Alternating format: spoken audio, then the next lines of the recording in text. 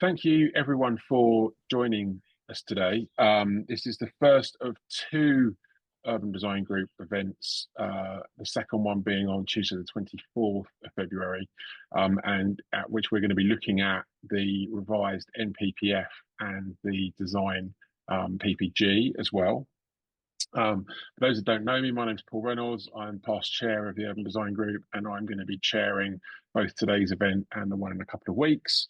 The format for the events is that we're going to have two or three speakers, kind of give a 10-15 minute just sort of introduction and their thoughts on the emerging policies, and then we're going to very much open it up to everyone else to come in. Feel free to ask questions of our speakers or give your own thoughts and observations.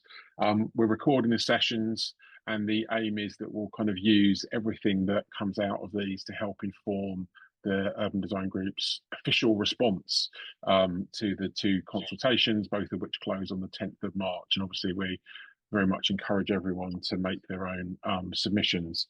I think when we initially set these up, it was before the design guidance had come out, so we were going to kind of focus on the NPPF at different scales over the two events. We've now kind of broadened it slightly, and we're going to be looking a bit at NPPF and a little bit at the design guidance on both sessions. So it'll be a mixture of the two. For those that have already looked at it, I'm sure you'll know that the NPPF is quite a dramatic change, certainly in terms of its structure. It's a shift away from the paragraphs that we had before towards sort of more policy type wording that you might expect to see in a local plan policy. So I think it is going to be a fairly major change to what we've been used to, and certainly to the tweaks that we've had over the recent years. And obviously for the design guidance, it's a merging of the National Design Guide and the National Model Design Code into a single document. So certainly sort of much bigger changes than we've had of late. But I'll now move on to our three speakers for today and let them kind of give their initial thoughts and observations. First up, we've got Helen Goodwin, who's head of programs at Design South East. She'll be followed by Simon Wise, who's urban design director at Marrons. And thirdly, we'll have Leo Hammond, who will be joining us in a little while. He's got another meeting at the moment that overlaps. He's Regeneration Urban Design Manager at Haringey Council, can give us a local authority perspective, and also a past chair of the UDG and is convener of our design officer network. But without further ado, I will hand over to Helen to go first. Thank you very much. So yeah, thank you very much for inviting me to be here and to just share some thoughts and to take part in this discussion, which I think is going to be very interesting, as you say. There's some sort of big structural changes to the NPPF. I'm going to talk more about that to, I guess, sort of slightly set the scene. What's the perspective I'm going to talk from? So Design South East, some of you may know us. We are a not-for-profit organisation and we work across all of the South East. You can see us there in pink, pretty pink. You can see all the sort of regional area that we cover. We've been doing what we do for 30 years and we work, as this shows, across London and the South East and East. So we work every year with about 50 or more authorities and across 14 counties, and we work with them on everything from single homes in the countryside, paragraph 84s as they were, to 10,000 homes.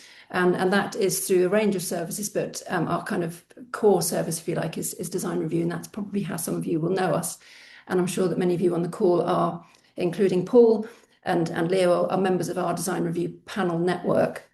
So I'm sort of just going to share some thoughts really on the NPPF and what it means for design from the perspective that we have the sort of privileged position to be in of observing schemes of a vast array, scale and typology coming through the planning process. So we're that sort of bottom orange corner, Design South East, but we're actually part of the design network. So we're a group of 6 not-for-profit organisations and we work collaboratively together. We've just published a National Design Review Charter, which is all about delivery of a sort of best-in-class design review service. And that's been endorsed by the Urban Design Group. So we've got a sort of a national perspective, I guess, as well as our perspective in our corner of the South East. So I thought it was worth sort of starting with just sharing what do we find are the recurrent design issues, and what are we hoping that the new NPPF is going to help us to resolve. We recently had a chairs roundtable, and we did a survey of all of our chairs, and there are 24 of them, and we asked them from the extraordinary range of schemes that between them they see across the southeast, what did they consider to be the most recurrent design issues. And you can see them here, and many of you will be sort of familiar with these issues if you sit on design review panels. But that poor contextual analysis and that limited understanding of place, the existing places that new development is being inserted into, weak design concept, narrative, and briefings, sustainability, climate resilience, and landscape very often underplayed in the proposals that we see, connectivity and integration, something that we talk about in just about every single review that we do, but that being weak from our chair's perspective. Car domination, parking issues, when do we not talk about cars and bins, and weak sustainable transport. Density is often an issue, low densities where we feel that they could be increased, height concerns where perhaps there's opposition to that scale of height, and questions of overdevelopment and underdevelopment. Housing typology in the internal layouts, and really sort of thinking about that quality of the internal environment, internal and external, and the relationship, and really fundamentally a sort of lack of who will live there and how they're going to live. And this sense in many of the schemes that we see that analysis is a bit of a sort of tick box exercise rather than really driving the scheme. We just sort of by way of contrast, we've sort of drawn out some findings from one of the local authorities for whom we manage their design review panel. That's down in Dover. That's the Dover District Design and Placemaking panel. And we've looked at all of the reports that have come from our design review panels, and again pulled out some of the sort of common findings there. And that would suggest that our chairs are paying attention in the design reviews, which is good to know. So issues around connectivity and integration, optimizing site layout, about architectural and landscape character, sustainability and environmental considerations, and the resident community experience. So very much a sort of overlap there from what's in our reports in just one local authority with what our chairs are reporting from across the region. So how can the new NPPF help in terms of design and good placemaking? So I think it's a really helpful split, this new structure split between the plan making and the decision making. And what's interesting for me is that our work sort of positions us very much at both ends of that spectrum. We're very much involved with local authorities in policy shaping, design coding, design guidance, and so on, as well as sort of helping to improve the quality of decision making through sort of better informed decision making, I guess, by officers and members having that confidence that comes through that design review process. So we're kind of very much between these two sort of sides of the new NPPF. And both sides cover design and placemaking, and there's definitely a re-emphasis on placemaking. And what was chapter 12, I feel I used to be able to sort of recite chapter 12 almost from memory, is now chapter 14, and it's still called Achieving Well-Designed Places. So it's great that design and placemaking is very much sort of, if not front and centre, very much sort of embedded across both of those sides of the new NPPF. So how will it help us? So on the plan making side, we've now got these sort of two policies, D1, which is about a strategy for design. That's about really making sure that those sort of design expectations and the vision is really clear at the start. And it's expecting development plans to be making sure that that is really front and centre of their strategic planning, and making sure that that reflects the existing character and the potential of a place.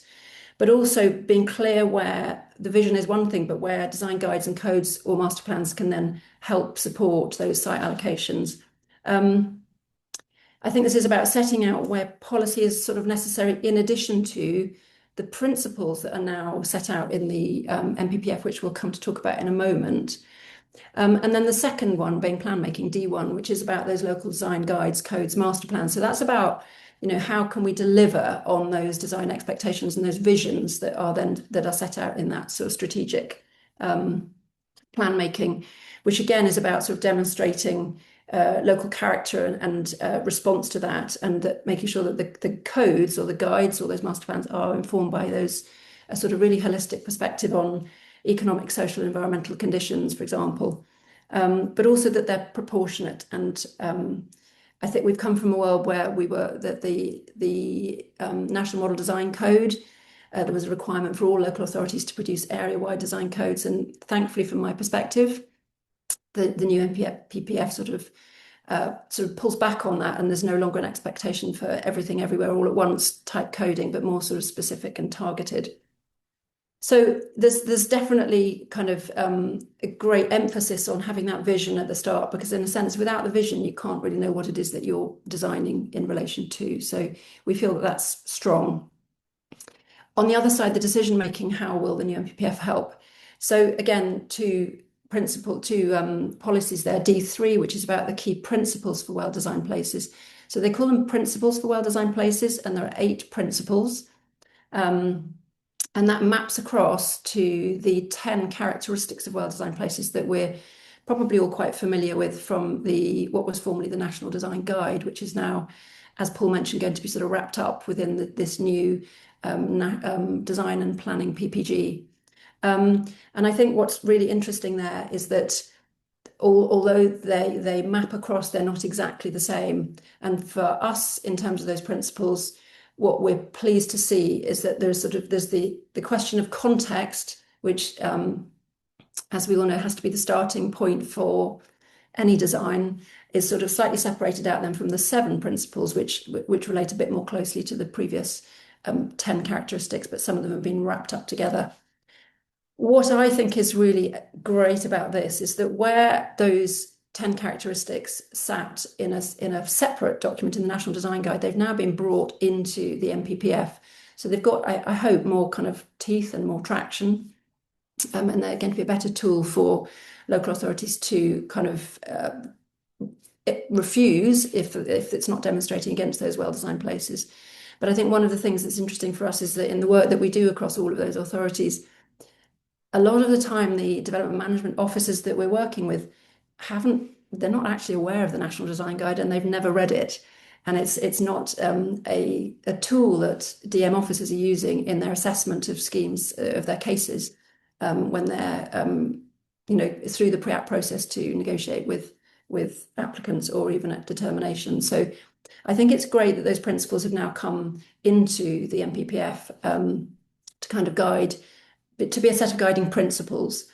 And then the next part is D4, which is about the design process. This is really music to my ears, because we spend most of our time in the work that we do banging on about the design process. And it's so often the design process that has sort of jumped to a conclusion without that full and contextual analysis that should be underpinning and informing the design development.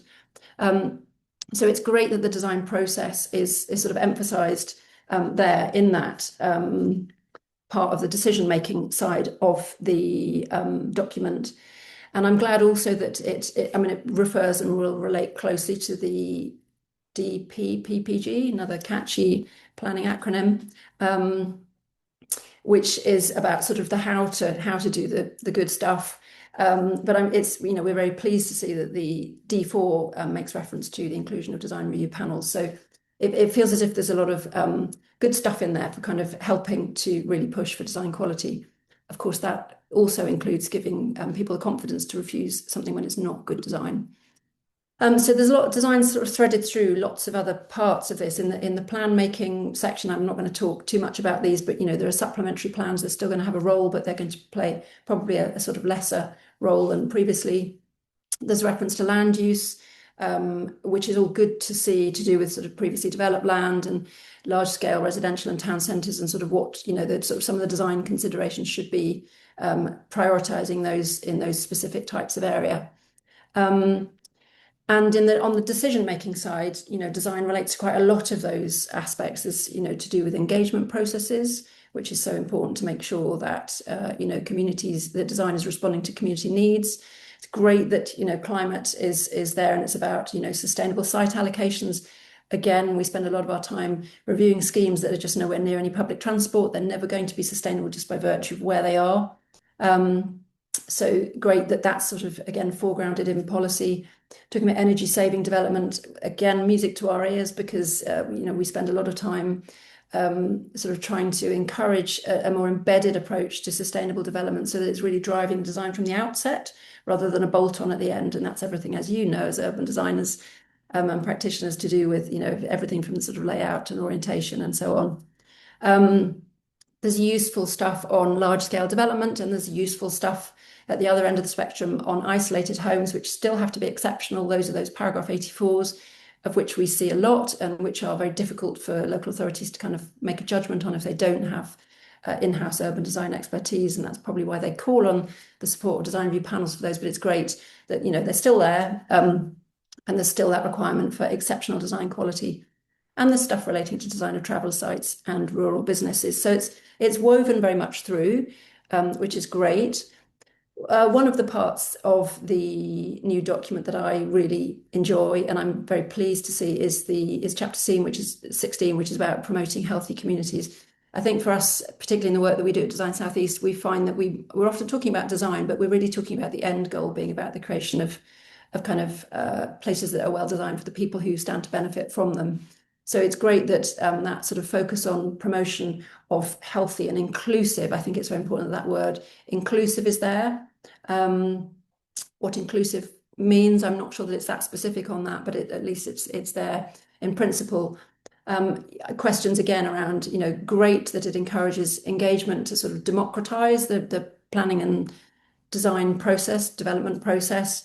But, we all know that for engagement to be meaningful, it needs to be at the right time, and it needs to be carried out in the right way, that it really is sort of listening and hearing and then feeding the community feedback back into the design thinking.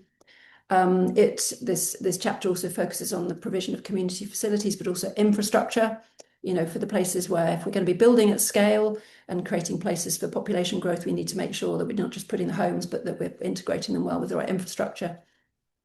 And in this chapter, again, a good emphasis on natural features and being responsive to national standards. So great to see a kind of landscape-led approach to design kind of coming through there. So I suppose sort of headlines from me is really, how will the NPPF help resolve some of those issues that I shared, that in the sort of recurrent design challenges that we encounter in our work, and is it going to do something to help make sure that when, going forward, the schemes that come to us for design review, because it's still going to be a useful tool, are going to be perhaps better quality than some of the ones that we see at the moment. And next time we ask our chairs to do a survey, they'll be able to show a sort of uplift in some of those challenges that they reported on. It's great that design and placemaking is reinforced, and, as I've sort of said, is woven through.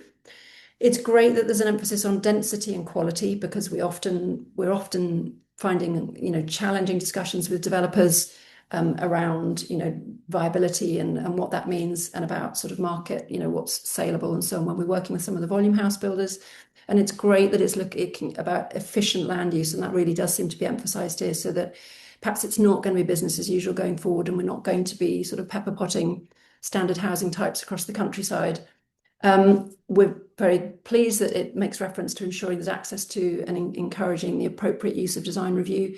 It's only encouraging, it's not mandating, and I think it would be great if it was strongly encouraging, either, because we know that a lot of local authorities who require that sort of input of an external sort of peer review to give them the confidence to approve or refuse, often find it difficult to bring applicants to design review. There's a sort of reticence and a reluctance. So, we like to think that it's a collaborative and constructive process to sort of support all stakeholders to get the best outcome at the end of the day. So we'd like to see a bit more kind of sort of something a bit more than encouraging in the NPPF, but at least it's in there. But, we do know that with all of those things, the NPPF and the PPG are not going to be a silver bullet. They're not going to make, we're not going to find that suddenly everything's brilliant. It still requires confident and bold decision making. We still need, officers and members who have that courage and confidence to refuse poor design. The NPPF says that there should be, we should refuse poor design, but there needs to be the confidence and hopefully that embedding of the design principles now in the NPPF will help embolden people. It still requires a good design team. It still requires a good design process, and that process is such an important part. So it's great that the design process is there as a policy in itself. And the DPPPG is also here to help. So I think these, the NPPF and the DPPPG are very much a kind of toolkit together of the sort of setting the strategy and the policies, and then the tools for how to do it. So all in all, I think it's encouraging, and I look forward to hearing the views of others. Thank you. Fantastic. Thank you very much, Helen. A great primer, I think, for the changes and where they're heading. And there's an interesting question or comments already been put in the chat around changes to the design codes becoming kind of non-mandatory, but we'll come back to that because I think that's probably something that we can also reflect on once we've heard Simon's presentation. So I'll hand over to you now, Simon, to give your presentation. Thank you. Okay, thank you, Paul. Hopefully everybody can see my screen. Just done a short presentation to use today. So good afternoon, everybody, and a big thank you to the Urban Design Group for inviting me along to speak today. I'm Simon Wise, Urban Design Director at Marrons, Planning and Design. I'm based in the Milton Keynes office, and I collaborate across the UK with all our different hubs. So today I'm here to just share some observations on the draft design, placemaking and PPG. Obviously it's been released for consultation between sort of January and March, so yeah, we are contributing towards that. Obviously it's a significant shift in how national design guidance is structured, and it's going to have implications for planners, designers, house builders and promoters across our sector. Let's go on to the next one.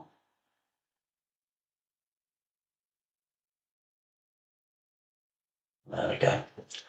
Yeah, so as mentioned, the government is proposing a single consolidated design placemaking PPG. It brings together our 4 national design documents into one. Obviously, we've got the National Design Code, we've got the National Model Design Code Parts 1 and 2, and we've got the design and process tools.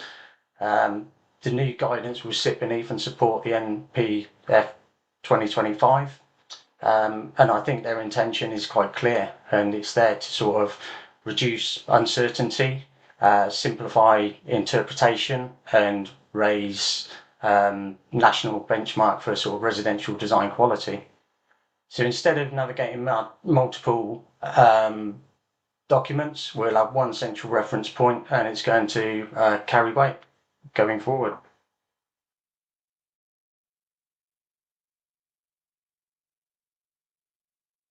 So what's changing? I think the key change is greater clarity and consistency.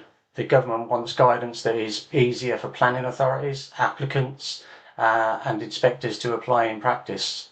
However, you'll notice an interesting shift. While this aim is objective guidance, much of what's written actually reinforces subjective nature of design judgments. The guidance will carry significant weight in both planning decisions and at appeals, which means it will be increasingly difficult to argue around what's being put in front of us.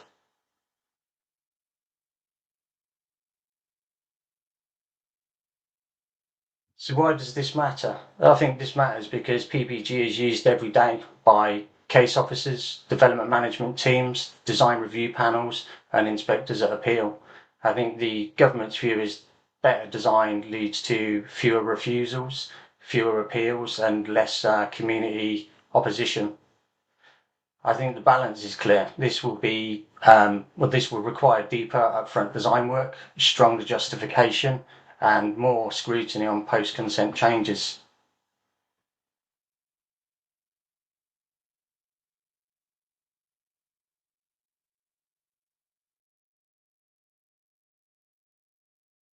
Sorry, it's just a bit of a lag at my end. So consolidation and consistency of documents, this brings together several documents into one, and this should lead to a lot less confusion over which guidance applies.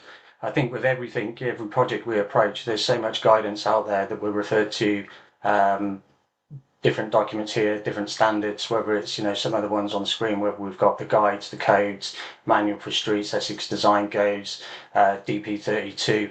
Hopefully this will then sort of consolidate a lot of that information so that we've got, as sort of mentioned, that central point of where we can actually refer to, and documents that we can use to inform any applications or work going forward. I think there'll be fewer policy grey areas to rely on, and I think it'll be more consistent decision making, hopefully, from the consolidation of that. I think we should expect the bar to be set higher in terms of design quality, with less room for manoeuvre on design quality. And for many authorities, I think the higher threshold will be a notable shift from where we are today.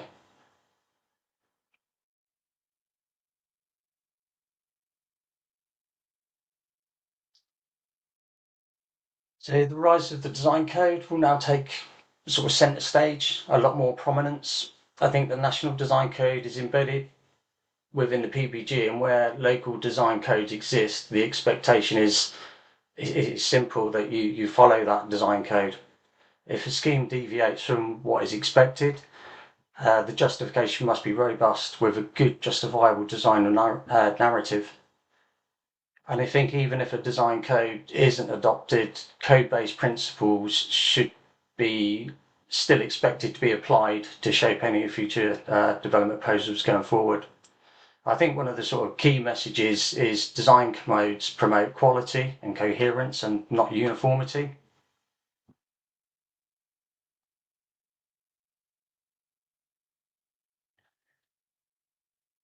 So greater emphasis on design process, some of the key points here. So there will be a greater emphasis on design and the design process. I think one of the most significant changes is the increased focus on the design process itself.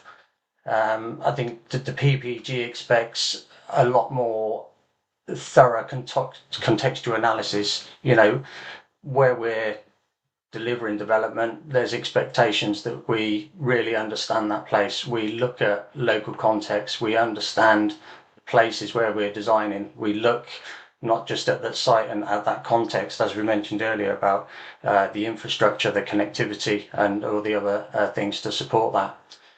And I think one of the things is the design evolution. It's going to be sort of need to be clearly evidenced, whether that's through community engagement, working with local authorities, and design review panels. It's just having making sure that there is input from every stage, and every design going forward has that story. It has that narrative. And I think through doing a thorough contextual and site analysis, there is then justification for form, scale, density, materials of that character. Also, along with that one, we've got the efficient use of land and sustainable development patterns. This just needs to be sort of closer to settlement edges. It needs to have the services and support services and facilities to support that development, just making them more sustainable and more attractive, and easier for locals to understand why development is placed in those locations. We touched on sort of higher density development previously, where infrastructure supports it, obviously, which we can sort of touch upon the following slide. I think building up in those higher densities have sort of further implications that need to be considered. So I think a greater emphasis on design for house builders. I think this could definitely require more consideration of house types and materials palettes available, particularly on the edge of settlements or sensitive sites where design quality needs to be higher.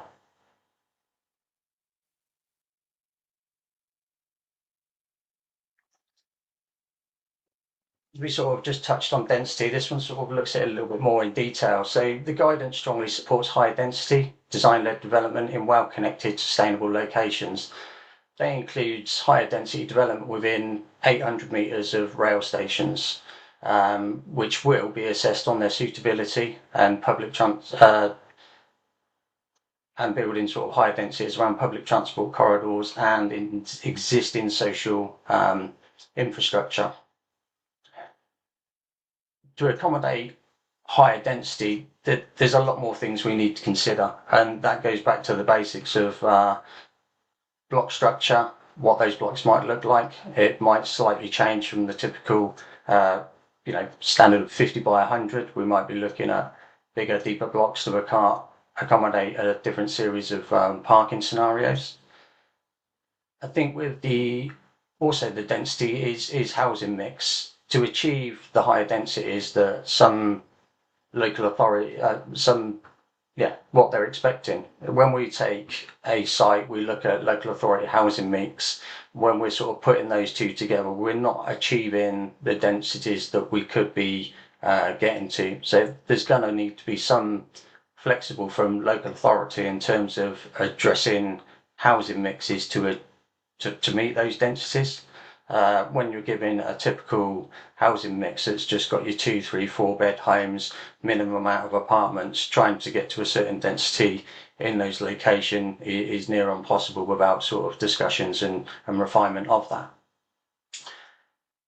It needs to be a reduced car dominance. We're still, heavily designing for the car.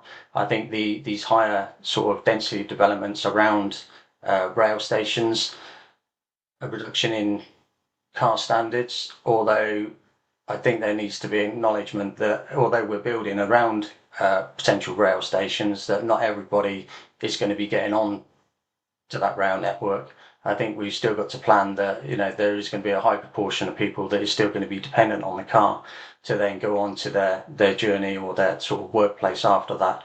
So it's going to be a sort of very quite careful balance in terms of being able to meet that.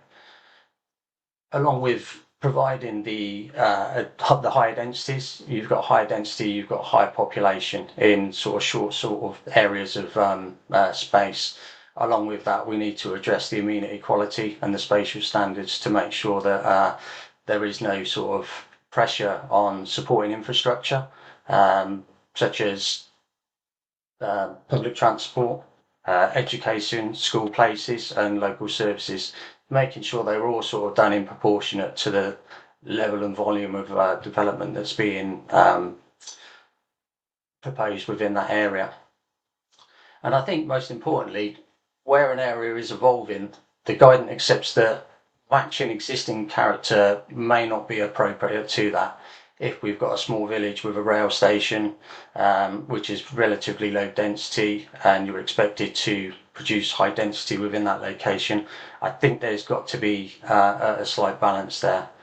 And I think sometimes creating a new identity would be the right response and a positive response in those scenarios.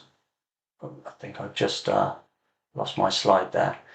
And just at the bottom there's some very sort of typical just illustrations that we've provided where you've got your average 30 dwellings per hectare.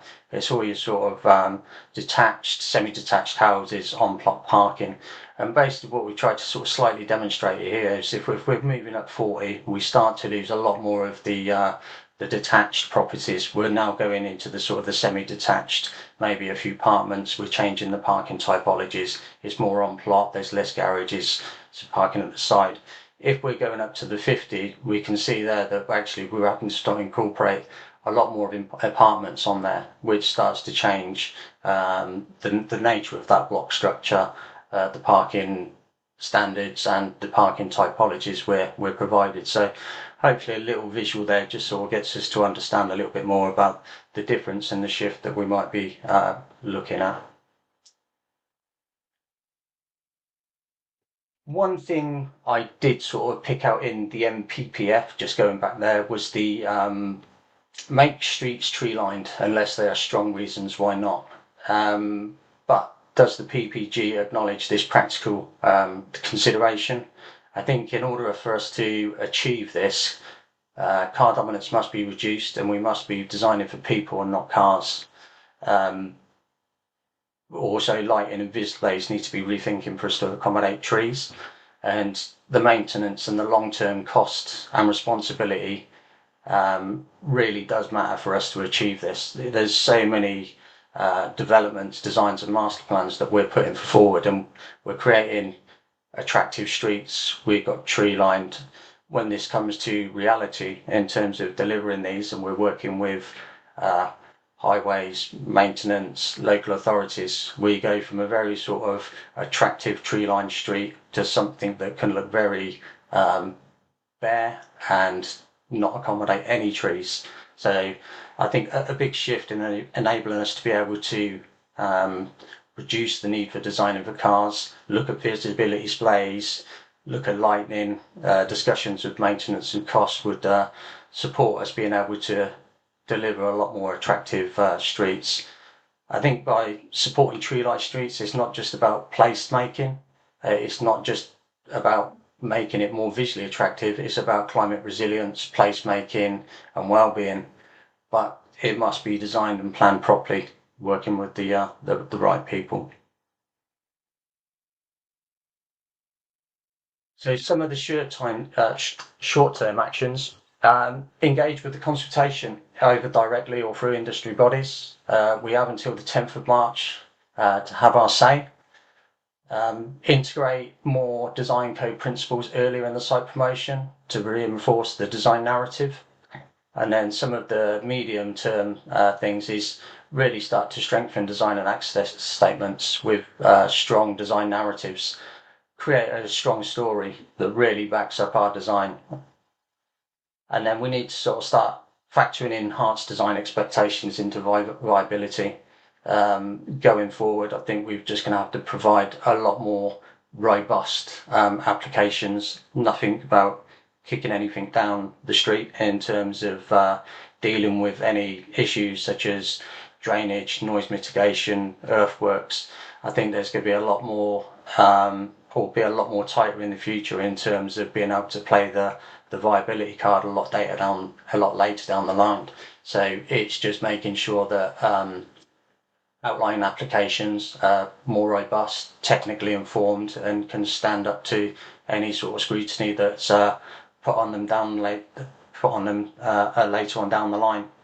And then I think really it's just sort of keeping a close eye on emerging local design codes. And I think organising to adapt to all these principles early will be in a sort of stronger position to have a sort of an easier determination on their applications. So a couple of key takeaways. I think to conclude, the guidance does not lower expectations. I think it raises and clarifies them and places a lot stronger emphasis on design-led processes, robust justification, contextual sensitivity, and a strategic use of density where it's appropriate, where it's deliverable. And I think crucially, it recognises that good design can shape context in the right locations, not just to respond to it. I think those who embrace detailed design thinking and align early with the design code principles will likely see a smoother planning process and more certainty with any of their approvals in the future. So thank you all for listening, and I look forward to any questions. That's great. Thank you very much for that, Simon. I'm not sure. Has Leo arrived yet? Do we know, Robert? I can't see him in the. I don't think he's here yet. So okay, how about fine. having some questions? Let's do that. There's a few. I'm going to go kind of back a little bit. There's a few things that I've noted down, but I think maybe one that we can talk about and get your views on, which I think is quite interesting, is one that Kate put in earlier on about. Well, I'll read it out. It says, I don't see the removal of mandatory codes as positive. For those that don't have urban designers or design policy, this leaves a local authority void. Local authorities will not do them if they don't have to. Just wondering what your thought is on that. I mean, that is a fairly significant change, that shift from basically everyone having to produce a design code. I know this kind of new document, the PPG, is going to have sort of model codes that local authorities can adopt from within it. But do you think there is a risk, or do we think that the kind of other beefing up of design policy within the document and the kind of embedding the design document into the NPPF should counteract it? I don't know, Helen, have you got any thoughts on that? Yeah. I mean, so we've done a lot of work on design coding, and I know that my colleague Scott Adams is in the meeting as well. And I think I don't think that it's my reading anyway. It's not that codes are no longer they're no longer mandatory at the authority-wide scale. I think that's the change. I think that the DP1, the strategy for design, is very clear that the strategy should set out where those codes are necessary. So it's not saying that we don't need them, but it's just saying we don't need codes for everything, for everywhere, all at once. So I think it's clear about coding being required for those areas of growth and change where development is going to happen, which, it will depend on regionally and whatever, but, it's likely to be either intensification of urban centres or edge of settlements or whole new communities or whichever one it is.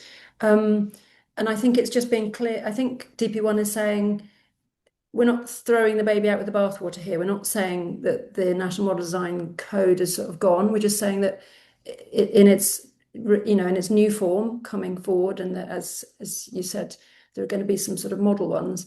It's just being a bit more strategic about where those codes are needed, and making sure that they are really grounded in the place and in the sort of specific characteristics and sort of conditions of those places, rather than the problem with area authority-wide coding is that it's very generic. It's very difficult to sort of code at that scale. So I think, who produces them is a question still, but if they are set out very clearly in strategic spatial planning, which is what D1 is all about, exactly where those codes should, are going to be needed, then I think there will still be sort of robust case for those codes coming forward, either the local authority producing them or sort of pushing the responsibility for that onto the developer. And in that instance, what we should be doing is making sure that the local authorities are well equipped to collaborate on that design coding process, because we see all too often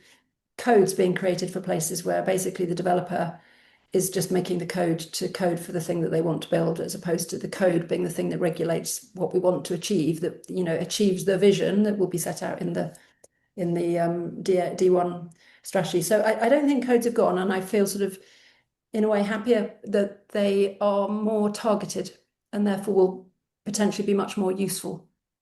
I mean, it's interesting. I see Sean have put a comment saying many councils without a design officer have design codes in place.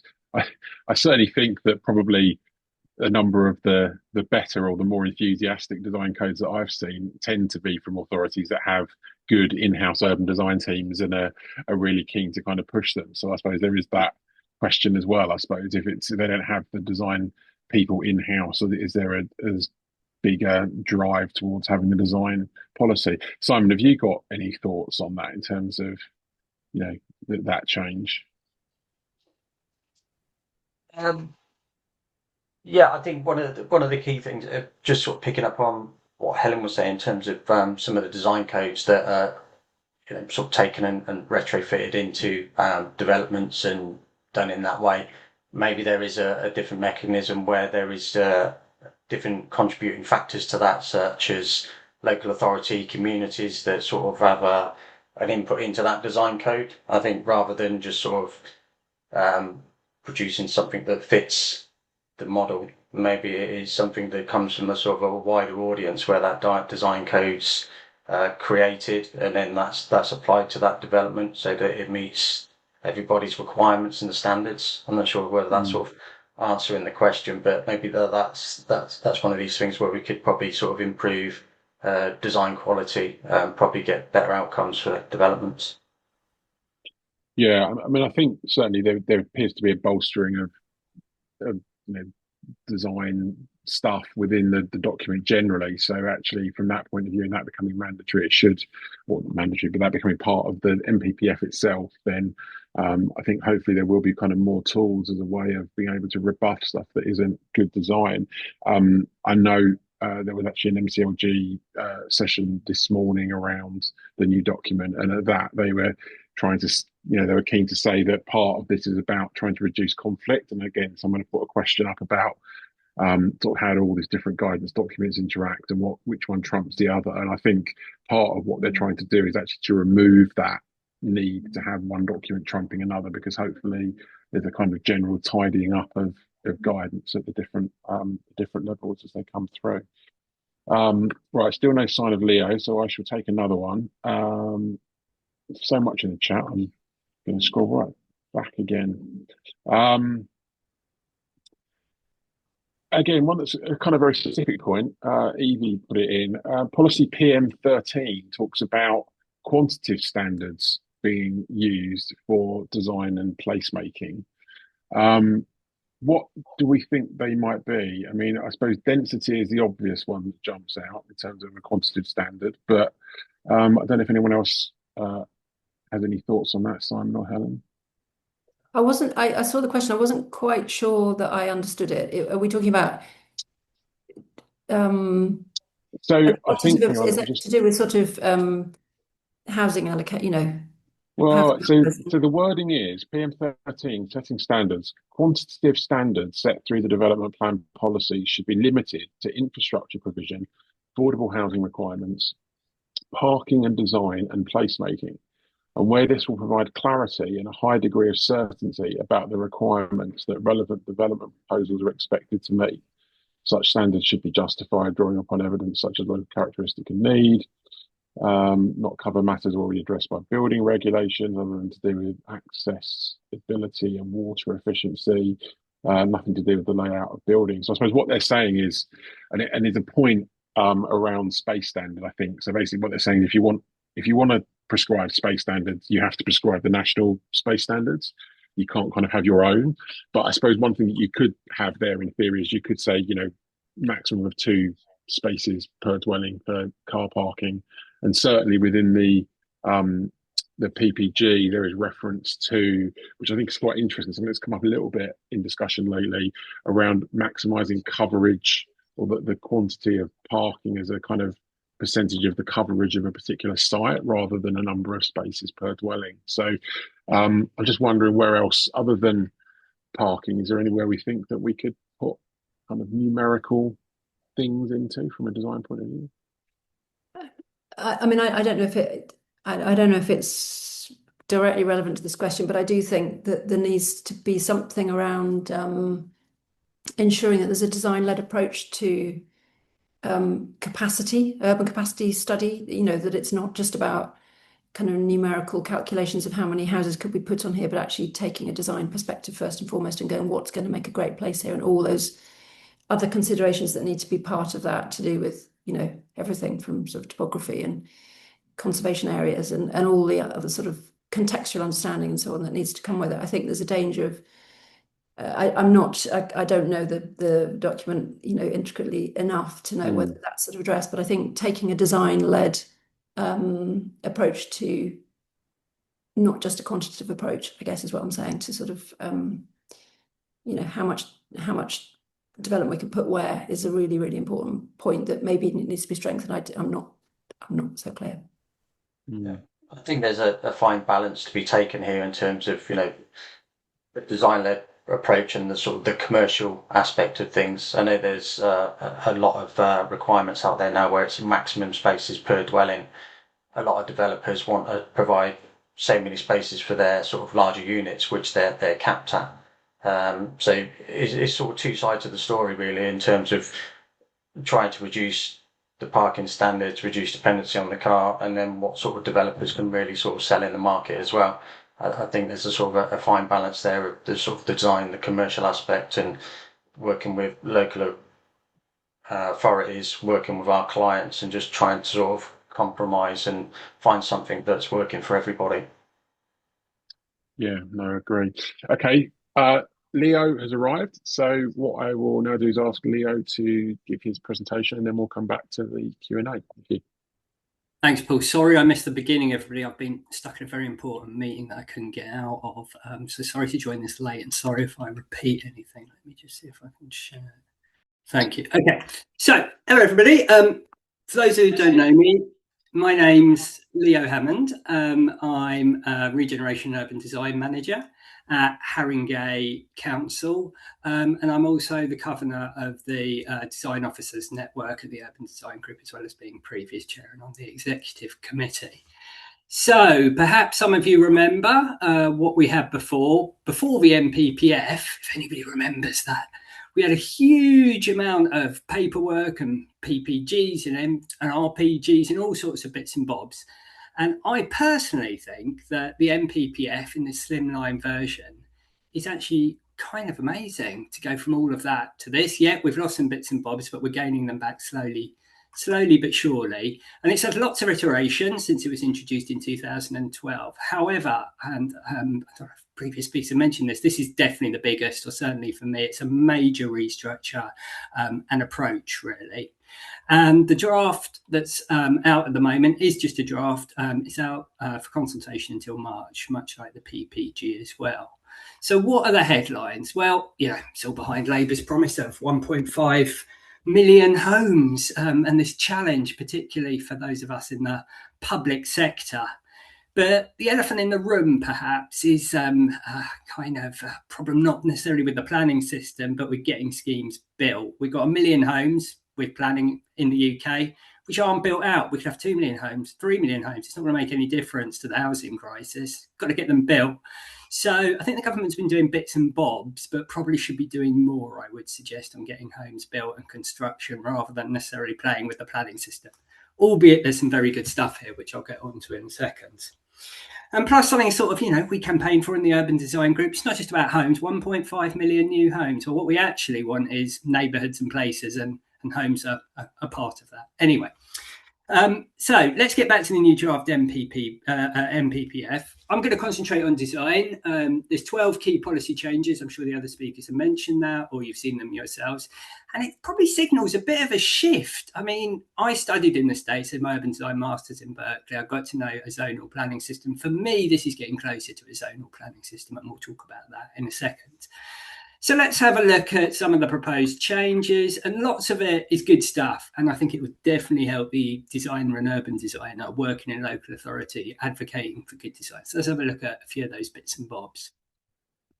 Well, the first thing is a return of regional planning. I think we're going to find out more from government later in the year, but spatial development strategies, or SDSs, are to come in later in the year. And maybe we might even have a national spatial strategy one day. What I'd love to see is an NPF with some drawings in and some diagrams and where growth's going to be. Wouldn't that be amazing? Anyway, maybe one day.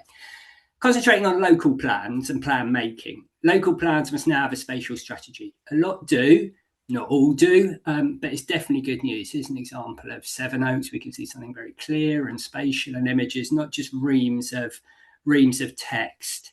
The other guidance is don't duplicate the obvious in local plans. Sometimes local plans have exactly the same policies in. National development management policies are to come, but I think there's a bit of a danger there that perhaps local plans might become more generic and less context driven.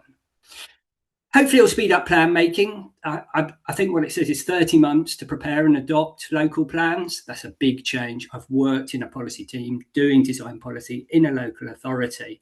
And while I think it's good to speed this up and we don't get this weird kind of world that we're always in, this is adopted policy, this is emerging policy, this has got weight, this has got more weight and all of that. But I think it will be a big change and a big challenge for local authority policy teams to be able to work to those timescales for preparation and adoption.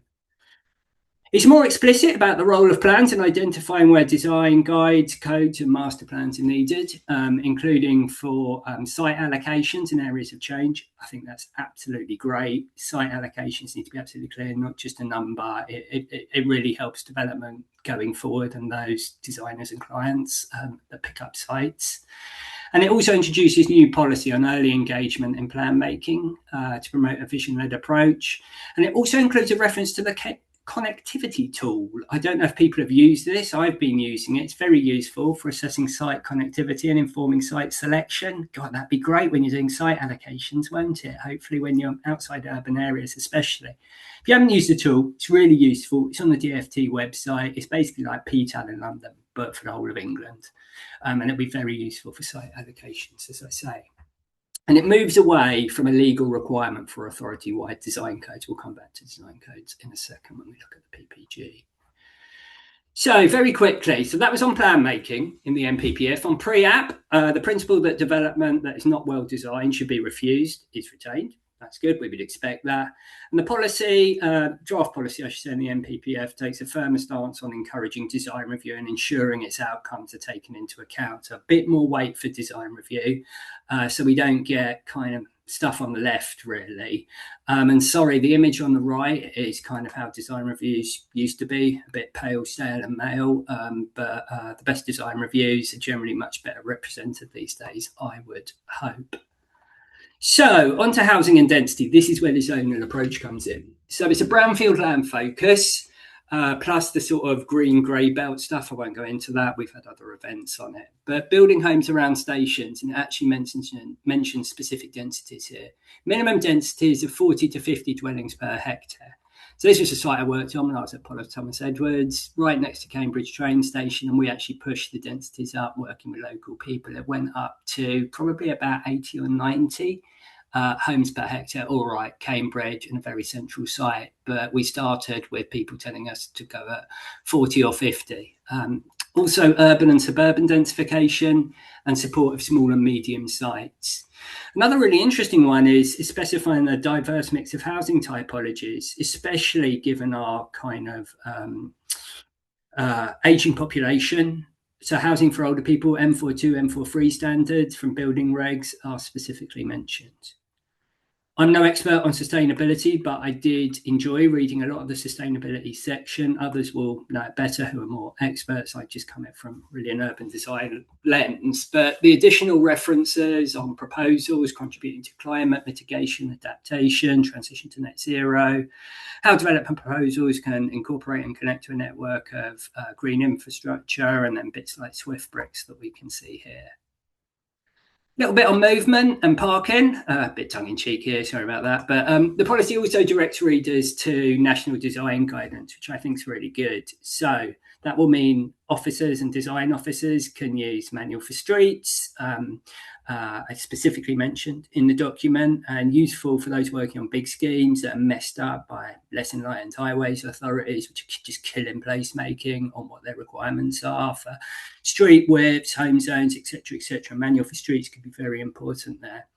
And also I noticed it introduces a more permissive approach to maximum parking standards, where you don't actually have to go to maximum parking standards. That's my tongue-in-cheek image here, but we all can imagine those streets we've seen in urban extensions, new settlements, where we've got 2-3 cars in front of a garage with a load of hard standing, just streets and streets of parking, with the kind of houses with garages behind.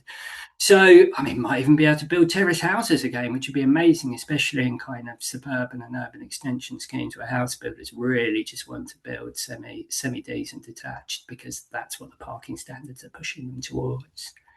And then very briefly, last bit on the NPPF, deliverability and viability. I said my 1 million home bit, but there's definitely support for SMEs delivering affordable housing. And there's a whole section on ensuring major development proposals are capable of being implemented within a reasonable period. So it'll be interesting to see how that plays out and how local authorities might be able to use that, so we don't get lots of land banking. And there's also changes to viability assessments. It's not exactly clear right now from my reading, and I'm just a humble urban designer. Others will know better. But it's an area that really needs a lot of focus. And the thing I picked up was overpaying for land cannot justify non-compliance with local plan policy.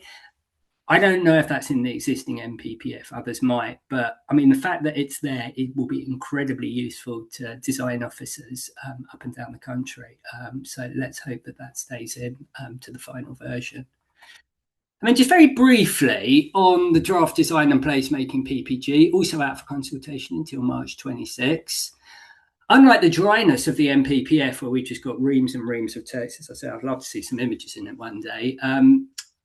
This is a really accessible document. I'm sure a lot of people have seen it. We've got precedents, we've got diagrams, some really tasty diagrams, actually. I'll show you a few in a second. It's interesting they called it the design and placemaking PPG. Placemaking is a term really has taken off. It shows no signs of abating. I personally call this the urban design PPG person, neither here nor there. And it's really good value. It takes 4 documents, puts them all into one place. So 4 existing documents, which will be superseded. National Design Guide, Design Process and Tools, Planning Practice Guide, National Model Design Codes, Part 1 and Part 2. And it's much easier and simpler with one document. So I think this will give people an idea. Perhaps you've seen this already. We've got 3 very clear sections. We've got kind of what makes a good place. Design quality in the planning process. That's kind of how do you actually bring all of these bits together and do it in the planning process. And then a section on coding, hence the superseding of the National Model Design Code. Lots of good stuff here, really useful for anybody in the public sector like me, for plan making, design frameworks and briefs. I'll show you a few bits on that in a sec, pre-app and design codes. Also has a really useful glossary, which I don't know in terms of those that are coming and doing an urban design scheme, perhaps client side, or anybody else, colleagues in the public sector are not urban design. It's really good, the glossary actually. And a really good section on context as well, saying, I think this is the first time it said it, saying good design doesn't need to copy its surroundings and can reflect how we live today in terms of innovation and higher densities. And I think that's a really good change. We can think about innovation in design and the point I mentioned earlier on higher densities. And as I've often said on many projects I've worked on, it says reflect context. And the context I work on in big estate regen schemes is poorly designed post-war housing estates with prefab buildings and cul-de-sacs. And they would want to kind of reflect that context. Anyway. And there's also a recognition of digital innovation with interactive design codes and digital mapping mentioned, and biodiversity as well. So let's have a little brief look at it. I'll be very quick here. So probably a lot of people have seen this big image, the sort of 7 features of well-designed places. We've had 5 characteristics before, 8, 10 of well-designed places. I think I've seen it all over the last 25 years. Probably a lot of you have as well. But I think they're pretty good. You can read them there on screen just because we're short on time. I won't go through all of them, but I like the identity bit. I think that's really good. And I think there's very good stuff on livability and climate. So here's a typical page from that first section. There's some really good diagrams. I'll show you one in a second. And precedents. There's a couple of schemes, which I just thought I'd highlight. The PTE schemes, where I used to work, Eddington in Cambridge and the Avenue in Essex. But a lot of pages like this, very simply laid out, text on the left, some images on the right, all very useful for local authority, people in design. Let's have a look at one of the diagrams. Lots of these really lovely, simple diagrams. We can see something here on livability. So we've got something on flexibility, multi-generational housing. There's also good stuff on climate resilience as well. Maybe a bit that might be slightly missing is kind of something we campaign for at the Urban Design Group, which is getting the location right, i.e. well-connected mixed-use infrastructure. And so I just feel maybe it's just assuming development's going to happen rather than are we putting it in the right place. But that's a bit of a small niggle. On to section 2, design quality in the planning process. So it starts with this slightly baffling diagram on design. If anybody can explain this to me, thank you. Anything that kind of tries to explain design as a sort of very obvious loopy process, I'm not sure fully understands design from it. It's much more iterative and circular. But anyway, it's a bit of a blemish on an otherwise very good document. But there's good stuff here on plan making, frameworks, site briefs, pre-app, design review. And it makes, anyway, let's stop talking about the diagram. Supporting text is very good here, covers familiar basis of community engagement, design review. And I thought something that I picked up that was really new and interesting was a focus on post-occupancy evaluation, something that architects are generally quite good at, and we as urban designers, I think, could probably do better at, because there's very little done on an urban design scale, or not enough done right now. So it'd be great to learn from places 5, 10, 20 years on. Just a few more little bits and I'll be done on this PPG, a few other observations. There's great diagrams on plan making, site allocations. You can see this here. This is rather good. Master planning, quite a bit of it for this sort of urban design and master planning 101, but it's good to get everybody on the same page. And there's really good explanation on outline planning applications, what the role of a reserve matters application in that, parameter plans, which confuse a lot of people, and detailed planning apps and design and access statements. And then just finally, I'll just finish up talking about the design code section. They've still got a really heavy focus from government, and there's 50 plus pages of it in the PPG here. But as I said earlier, I think it's, this sort of slightly mad idea, for me anyway, of having authority-wide codes for everybody has been dropped, which I think's a good thing. It's a huge ask on a local authority, and what's the value in it at the end of the day. I love design codes as much as the next urban designer, but I think some of the text is a lot of it's really good stuff. And it doesn't say this in the intro, that design codes are generally best utilised on large master planning sites built over decades with different design teams, clients and stakeholders. Otherwise, frankly, why bother? For me, a building doesn't need a design code, and even a handful of buildings probably won't, but anything with new streets, buildings and other public realm probably will. And it goes into detail on how you might code a building and other bits here, which for me could be useful in a bigger design code, but just on a building doesn't seem quite right. Anyway, those are the issues that are covered off. There's some great diagrams here. Especially like the pages on movement, layout, green infrastructure, access to local facilities, healthy buildings. Here's the parking one, just nice and simple. We haven't got a big snout house with a garage and 3 cars out front. It's showing you very simple ways where you can still get active frontage to the street. And then just on this last one here, all useful stuff for the urban designer, as I say in this section, the urban designer working in a local authority. And if only we could do the diagram on the right here for all of our urban extensions in greenfield sites across the country. What an amazing thing that would be. Anyway, sorry for the rush through. That was my sort of quick take on the NPPF and the design and placemaking PPG, kind of from a sort of local authority urban designer's point of view. Thanks, Leo. That was really good. Look, we've got a couple of minutes. What I was just thinking, I was just going back through some of the comments and questions in chat. What I will probably do is we'll take away some of the questions and comments we haven't had a chance to cover, and I might even put them to our speakers for our second session, and maybe they can address those in their presentations. So please do sign up for that on the 24th if you haven't already. And I think a lot of the items, and it's something we've not touched on a lot, is around the point on parking, increased densities around stations. You mentioned that just then, Leo. And I think maybe that's something we will have a specific focus on in our next session, is around the kind of transport density, stations, public transport point. So I will come back to those. But I think one interesting comment at the end, it was in the context of cars and access to cars, but was around the guidance seeming to be very urban focused and not really considering kind of the more rural situations where perhaps there is no public transport, which we'll come on to.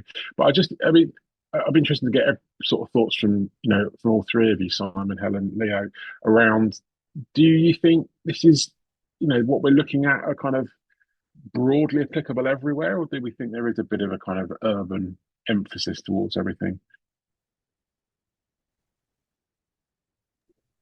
I'll just wade in. I think that it. I suppose what it's trying to do is to, if there is going to be development in more rural areas, what it is trying to do is to make sure that there's efficient use of the land there. And as I said earlier, that this is no longer about that kind of slightly more generic, typical volume house builder approach to, potato stamping houses that, we're all so familiar with. So I think if it's taking a slightly more urban stance, I think it's possibly because it's trying to encourage a denser form of development or a different type of development, and make the best use of the land that we've got without sort of spreading things too far. And I think I was interested. I loved your comment, Leo, that we fetishize over the delivery of homes because that's what the government is pushing everybody in the industry to do. But it's not about homes; it's about the homes that make up the neighbourhoods and the places, and actually the communities ultimately who are going to live there. And I think I was asked, in relation to that question, is this urban or is it rural? I guess I was sort of asking myself as I was listening to Leo and Simon, I was sort of thinking, who does this most need to influence in order to make sure that we see good stuff? And I think it's about, it sort of has to be about bringing the lowest common denominator up always, doesn't it? It's that, as opposed to, I mean, to use a phrase, you can't polish a turd, but if you can make it, if you can bring up the bottom, that's ultimately the aim, isn't it? And I was in a workshop the other day with a volume house builder. I'm not bashing volume house builders, because there are plenty of them doing great things, but and we were doing a design workshop, and they said to me, "But you're not getting it, Helen. We're just a retailer. We're just here to sell homes." And I think that's sort of the challenge, that what this needs to do is to put the rules very sort of firmly and squarely in front of everybody, so that we're no longer just building homes for sale. We're creating great places, and that's why the word placemaking is in there, and I think that's great. It's the catchy word of the moment, but that's good.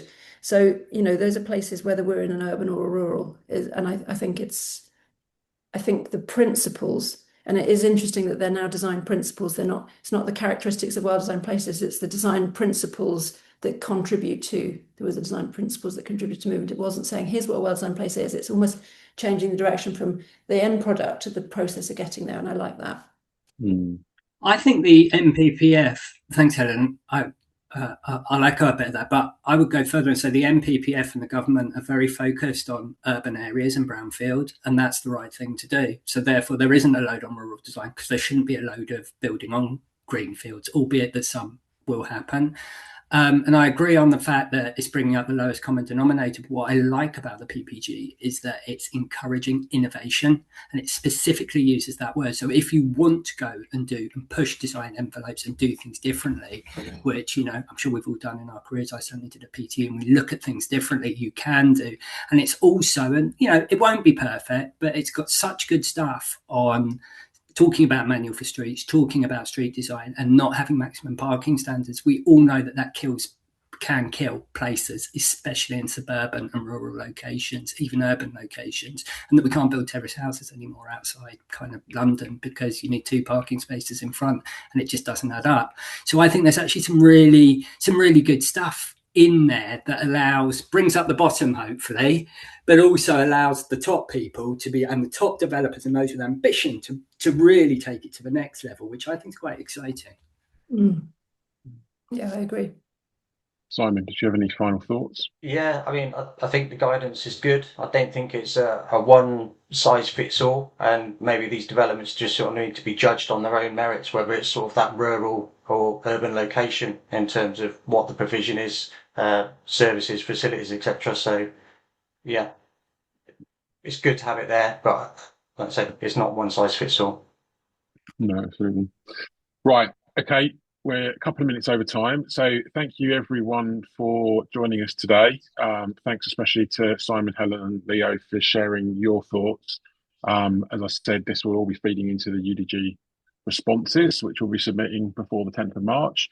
And in the shorter term, hopefully you can join us on the 24th for our second lunchtime session. And as I said, we'll certainly look to pick up some of the comments in the chat that we haven't been able to talk to today in that second session. So thanks all for coming along, and hopefully see you on the 24th. Thank you. Thank you. Thanks for having me. Thanks everyone. Yeah, thanks for having me. Bye.